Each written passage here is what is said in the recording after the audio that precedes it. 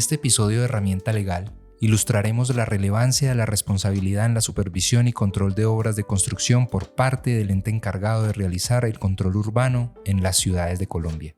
El demandante, propietario de un inmueble en Bogotá, sufrió daños significativos en su propiedad debido a una obra contigua. Alegó que el Distrito Capital de Bogotá no ejerció adecuadamente la función de inspección, vigilancia y control urbano sobre la obra contigua, lo que llevó a la presentación de la demanda. Además, se señaló que la alcaldía no utilizó su facultad de suspensión inmediata de la obra, a pesar de las irregularidades detectadas. Como resultado de los daños, el demandante tuvo que incurrir en gastos significativos, incluyendo un préstamo, que se invirtió en la construcción del costado norte de la vivienda. A través de un análisis detallado de las pruebas presentadas y de la aplicación de principios y criterios jurisprudenciales establecidos por el Consejo de Estado, exploraremos cómo se resolvió este caso y las implicaciones legales que surgieron. Sentencia del Consejo de Estado del 5 de octubre de 2020, radicado 59479, magistrado ponente Ramiro Pasos Guerrero, reparación directa. En un barrio tranquilo y residencial de la ciudad, el demandante, un ciudadano, había invertido sus ahorros en una construcción de una vivienda. La casa, ubicada en un terreno que había adquirido con esfuerzo, estaba en proceso de construcción en el costado norte del inmueble. Sin embargo, la tranquilidad del demandante se vio interrumpida por la construcción de una obra contigua a su propiedad. A medida que avanzaba la construcción vecina, el demandante comenzó a notar irregularidades y posibles violaciones a la licencia de construcción. Preocupado por la seguridad de su hogar y de su familia, el demandante buscó la intervención de la alcaldía local de Suba, esperando que se ejerciera su función de inspección y vigilancia y control urbano. Sin embargo, la alcaldía omitió su deber y la obra contigua continuó sin supervisión adecuada. El afectado, sintiéndose desprotegido y vulnerado en sus derechos, decidió buscar justicia, iniciando acciones como quejas ante la Secretaría de Hábitat, alcaldía de la localidad, por el incumplimiento de la licencia de construcción y los daños generados. Además, inició mediante querella policiva proceso por perturbación a su posesión. La construcción contigua, que había comenzado sin problemas aparentes, pronto comenzó a mostrar signos de irregularidades. El demandante observó que la obra no cumplía con las especificaciones de la licencia de construcción y que estaban afectando la estabilidad de su propio inmueble. Las grietas comenzaron a aparecer en las paredes de su casa y la estructura se inclinaba peligrosamente hacia el edificio contiguo. A pesar de las múltiples quejas y solicitudes de intervención, la alcaldía local de Suba no tomó medidas para detener la construcción irregular. El demandante se sintió abandonado por las autoridades, que deberían haber protegido sus derechos y su propiedad. La situación se volvió insostenible y el demandante se vio obligado a evacuar su casa por razones de seguridad. Debido a los daños en la edificación, el propietario se vio en la necesidad de ordenar el desalojo por parte de los arrendatarios, generando en su patrimonio un gran detrimento. El desalojo se realizó con fundamento en una visita realizada por el Fondo de Prevención y Atención de Emergencias. La omisión de la alcaldía en ejercer su función de inspección y vigilancia y control urbano tuvo consecuencias devastadoras para el demandante. Su hogar, en el que había invertido sus ahorros y esperanzas, se había convertido en un peligro para su familia. La construcción contigua, que había sido la causa de su sufrimiento, continuaba sin restricciones, mientras que el demandante luchaba por encontrar justicia en los tribunales. En este caso, podemos observar la responsabilidad de las autoridades locales en la protección de los derechos de los ciudadanos en el ámbito de la construcción urbana, como de la integridad urbanística, como de los derechos colectivos de la sociedad. La omisión de la alcaldía local de Suba en ejercer su función de inspección y vigilancia y control urbano tuvo un impacto duradero en la vida del demandante, que se vio obligado a luchar por sus derechos en un proceso judicial largo y agotador. En la contestación de la demanda, el demandado presentó argumentos en defensa de su posición. La alcaldía alegó que no se configuró una falla en el servicio por omisión, ya que no le correspondía al distrito destinar recursos para mitigar daños en copropiedades construidas por un derecho privado.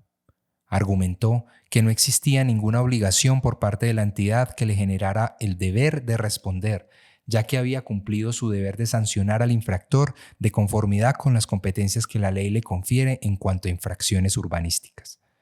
El demandado también argumentó que no existía nexo causal entre la actuación administrativa que culminó en la sanción de multa contra el infractor de obras de urbanismo y los presuntos daños sufridos en el inmueble de los demandantes. Alegó que ese resultado no era atribuible a la alcaldía local de Suba, sino al constructor.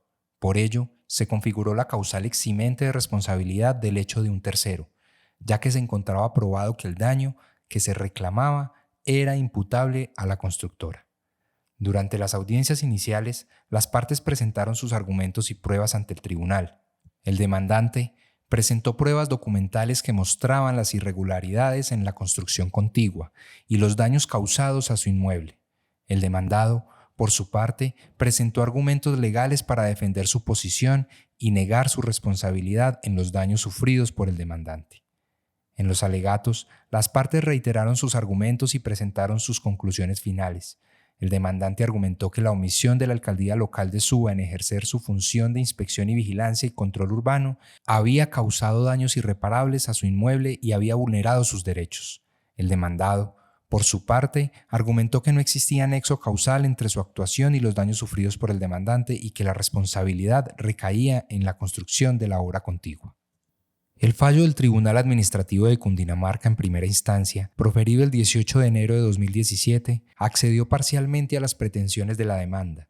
En su decisión, el tribunal declaró a la constructora y a la entidad local responsables por los perjuicios causados a los demandantes, como consecuencia de la destrucción del inmueble de su propiedad ubicado en la ciudad de Bogotá.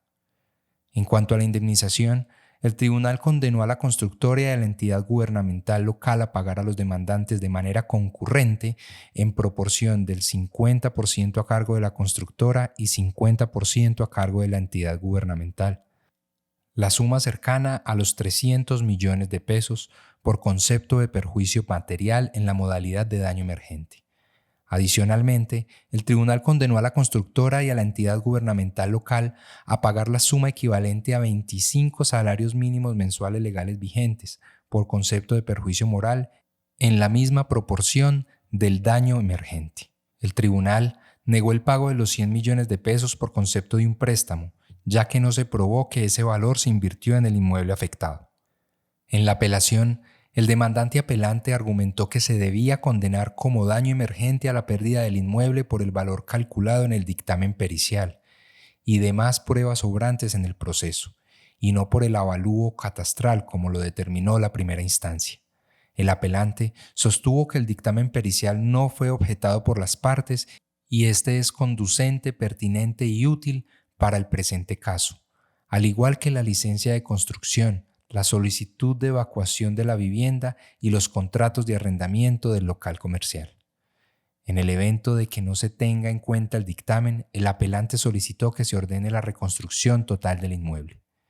En relación con la cancelación del préstamo y pago de perjuicios varios, el demandante señaló que se debe cancelar el valor de 100 millones de pesos más los intereses. El apelante argumentó que la prueba documental que obra en el proceso goza de validez y no fue tachada de falsa. La alcaldía local de Suba, en su apelación, argumentó que no tenía responsabilidad en los daños sufridos por el demandante. Alegó que no se configuró una falla en el servicio por omisión, ya que no le correspondía al distrito destinar recursos para mitigar daños en copropiedades construidas por una sociedad privada.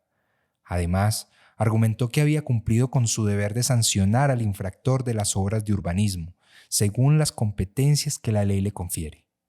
Finalmente, sostuvo que no existía nexo causal entre la actuación administrativa y los daños sufridos en el inmueble de los demandantes, ya que el daño era imputable al constructor y no a la alcaldía. El problema jurídico en este caso giró en torno a la responsabilidad de la alcaldía local de Suba y de la constructora en los daños sufridos por el demandante debido a la construcción contigua a su inmueble. La sala tuvo que determinar si la alcaldía local de Suba había omitido ejercer correctamente y oportunamente su función de inspección, vigilancia y control urbano sobre la obra contigua al inmueble del demandante, y si esta omisión había causado los daños sufridos por el demandante. Además, La sala tuvo que evaluar si la constructora era responsable de los daños causados al inmueble del demandante debido a las irregularidades en la construcción contigua. El problema jurídico se centró en la responsabilidad de las partes involucradas y en la determinación de la causalidad entre la actuación de las partes y los daños sufridos por el demandante. Respecto a los elementos de la responsabilidad, la sala concluye que, frente al daño, el primer elemento que se analizó fue el daño sufrido por el demandante. Se demostró que hubo una grave afectación de la estructura del bien del demandante, respaldada por documentos como el acta de vecindad, una resolución y diagnósticos técnicos. Estos documentos evidenciaron que el daño fue significativo y tuvo un impacto real en el bien del demandante. Frente a la conducta, el segundo elemento que se examinó fue el de la conducta de la constructora involucrada en el caso. Se encontró que la constructora infringió las condiciones establecidas por la licencia de construcción, lo que implica la infracción a las normas urbanísticas. Esta conducta fue crucial para establecer la responsabilidad de la constructora en el daño causado al inmueble del demandante. Nexo causal.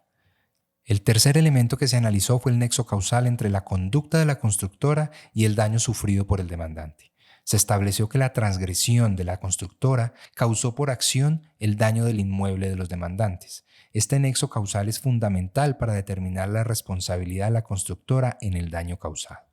Imputación. El cuarto elemento que se examinó fue la imputación de la responsabilidad a la constructora. La responsabilidad de la constructora fue establecida en primera instancia y no se apeló la decisión por esta, a pesar de ser la responsable directa y principal de los daños causados. Esta imputación de responsabilidad es esencial para determinar quién debe responder por el daño causado.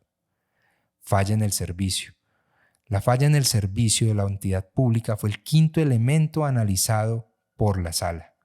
Se determinó que la entidad pública tenía obligaciones y facultades legales en materia de inspección, vigilancia y control de la actividad urbanística, pero no cumplió con los deberes funcionales, lo que contribuyó a la ocurrencia del daño. Esta falla del servicio por omisión es crucial para establecer la responsabilidad de las entidades públicas frente al daño causado. El Consejo de Estado establece la responsabilidad de la constructora en los daños sufridos por el demandante. La sala determina que la constructora, con su acción, ocasionó el daño de manera directa al violar la licencia de construcción y continuar con la obra hasta su finalización. La constructora fue quien, con su conducta, causó el daño del inmueble del demandante, al no respetar las normas de construcción y de urbanismo. En este sentido, el Consejo de Estado establece que la constructora tiene una influencia causal mayor y preponderante en relación a la omisión de la administración distrital. Por lo tanto, las condenas que se ordenan se deberán pagar a los demandantes en proporciones de 70% a cargo de la constructora y 30% a cargo del distrito, conforme lo establece el artículo 140 del CEPAC. El Consejo de Estado consideró las normas que regulan las competencias del Distrito de Bogotá y las alcaldías locales, así como las responsabilidades en materia de inspección, vigilancia y control en la actividad urbanística. Además, examinó si se acreditó alguna omisión en el cumplimiento de los deberes funcionales.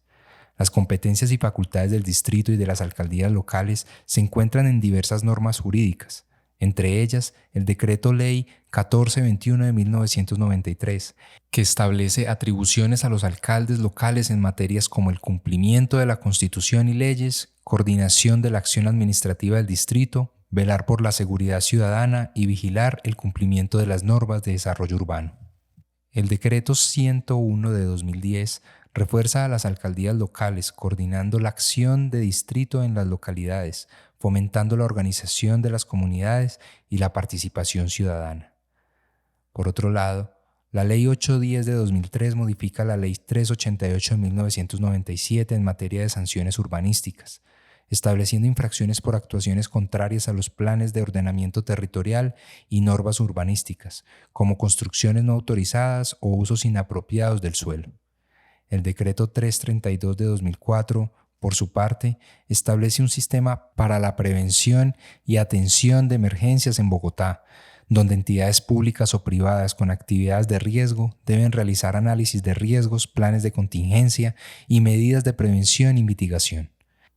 Este análisis fue esencial para determinar la responsabilidad del Estado por falla del servicio por omisión en el caso que estamos discutiendo. Además, se abordaron las apelaciones presentadas en el caso y se llegó a una conclusión basada en la evidencia y en las normas aplicables. La Sala concluyó que la alcaldía local de Suba incurrió en dos omisiones.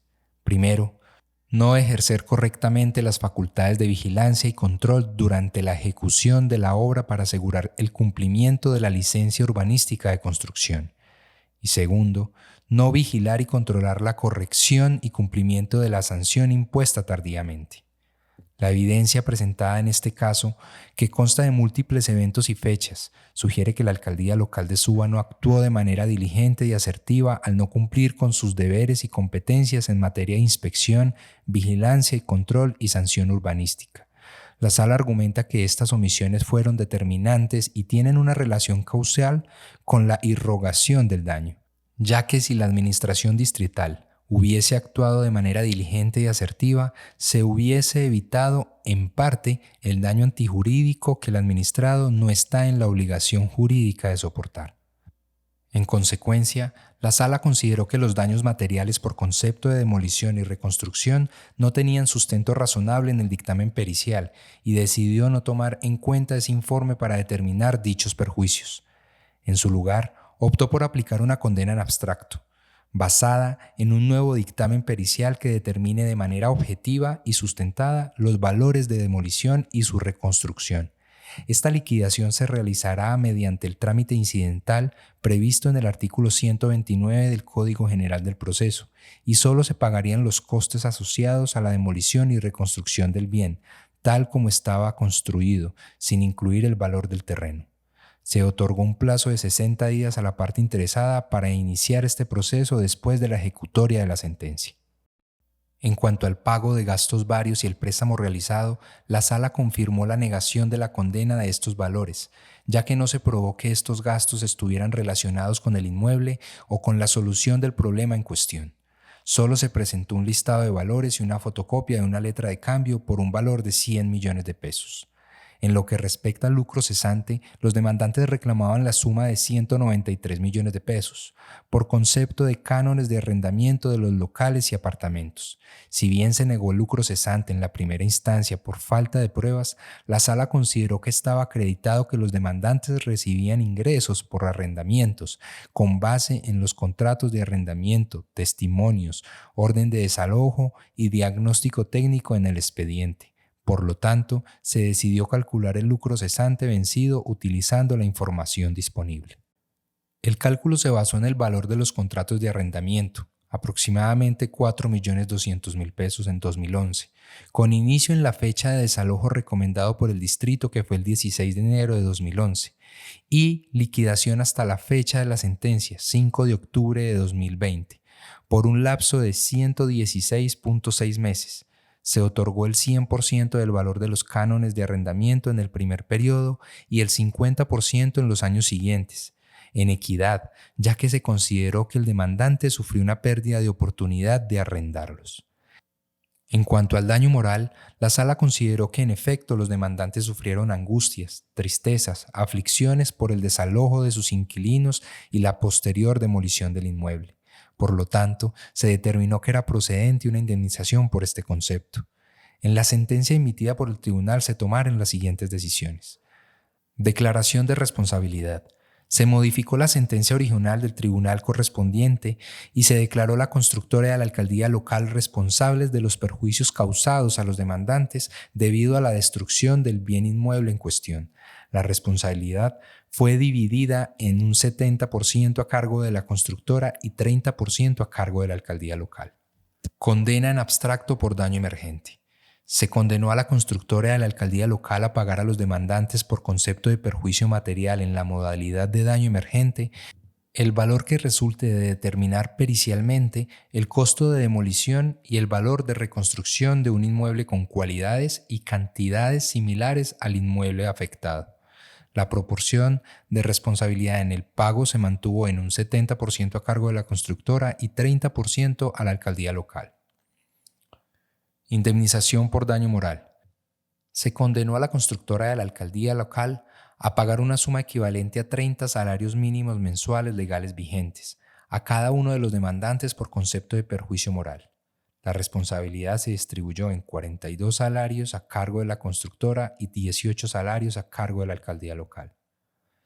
Condena por lucro cesante. Se condenó a la constructora y a la alcaldía local a pagar a los demandantes por concepto de perjuicio material en la modalidad de lucro cesante la suma de 336 millones. De esta suma, un 70% corresponden a la constructora y un 30% a la alcaldía local. En resumen, la sentencia falló a favor de los demandantes, condenando a la constructora y a la alcaldía local a pagar indemnizaciones por daño emergente, daño moral y lucro cesante, en proporciones establecidas. Además, se les condenó a pagar costas y agencias en derecho. En este episodio de Herramienta Legal hemos explorado un caso que expone la relevancia de la responsabilidad compartida entre el sector privado y el Estado en la actividad urbanística. Una constructora no cumplió con las condiciones de licencia de construcción, lo que resultó en daños significativos en el inmueble de los demandantes. Aunque la responsabilidad de la constructora fue establecida en la primera instancia, el papel del Estado en este caso es crucial. El distrito tenía la obligación y la facultad de supervisar y controlar la construcción de obras en la ciudad, pero no cumplió con su deber. Las normas y regulaciones existen para proteger a los ciudadanos y garantizar un desarrollo urbano sostenible y seguro. Sin embargo, estas normas son inútiles si no se aplican y se hacen cumplir de manera efectiva. Este caso hace énfasis en la supervisión y el control como acciones esenciales para prevenir daños y garantizar que las obras se realicen de acuerdo con las normas establecidas. Además, es importante mencionar el concepto de fuero de atracción, que se refiere a la capacidad del juez contencioso para atraer y decidir sobre cuestiones relacionadas con el derecho privado, estando involucradas una entidad pública y otra de carácter privado. En este caso, el fuero de atracción permitió que se examinara tanto la responsabilidad de la constructora como la del Estado en un solo proceso. Esperamos que este episodio haya sido informativo y útil. Gracias por acompañarnos en Herramienta Legal. Nos vemos en el próximo episodio.